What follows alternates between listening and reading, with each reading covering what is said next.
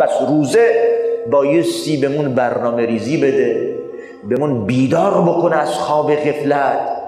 لذا مرد در درون خونه و خانواده خودش میتونه خودش رو ارزیابی بکنه که کجای کاریم. اینطوری نیست طرف روزه هست اما در درون خونه اخلاق او کاملا بدور از اخلاق پیغمبر است علیه السلام. ما وقتی سخن از سنت پیغمبر علیه السلام داریم و از تبعیت و پیروی از اون بزرگوار و از اینکه پیغمبر رو دوست داریم علیه السلام، ادعا نیست که ما خدا رو دوست داریم، پیغمبر رو دوست داریم، ما ایمان به خدا داریم، به قیامت داریم. ایمان مجرد ادعا نیست که طرف ادعا بکنه، عمله در رفتارمون. ببینید از بارزترین ویژگی های پیغمبر علیه السلام میدونید چه بوده؟ اخلاق زیبا که الله عز و جل وی رو اینگونه تمجید و تعریف ازش میکنه که و اینک لعلی خلق عظیم. الله عز و جل با اون عظمتش وقتی توصیف میکنه اخلاق پیغمبرش علیه السلام میگه عظیم، یعنی اخلاق تو خیلی عظیمه.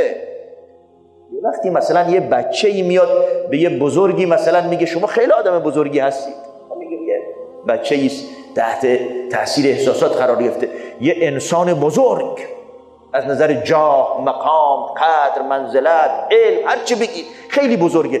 بعد میاد به شما میگه شما خیلی انسان بزرگید. آیا رو حرفش حساب نمی کنید که چقدر شما بزرگید که در چشم و دیده این انسان بزرگ عظیم و بزرگید؟ وقتی الله عز و جل با اون جلال و عظمت و شکوهش به پیغمبر علیه السلام میگه و اینک لعلی خلق عظیم، یعنی چی؟ یعنی واقعا اخلاق پیغمبر علیه السلام عظیم. ما چقدر تو زندگیمون بهره برده ایم از اخلاق عظیم پیغمبر علیه السلام؟ مگر ما نمیخوایم که روز قیامت همراه او باشیم؟ مگر ما نمیخوایم که در فردای قیامت تو بهشت در کنار او باشیم؟ پیغمبرم علیه السلام فرمودن نزدیکترین شما، محبوبترین شما در روز قیامت به من پیغمبر علیه السلام اونیست که اخلاق او زیباتر است، نه اونی که فقط ادعا بکند. اخلاق کجا به کار میره؟ در همه عرصه ها، با بچه‌ت، با زنت، با همسایه‌ات، تو مغازه، با دشمنت، با مخالفت، با اون کسی که دوست صمیمیته، با شریکت، با اون کسی که باش داری دعوا میکنی. پیغمبرم علیه السلام اخلاق داشت حتی با کسایی که باش دعوا میکرد.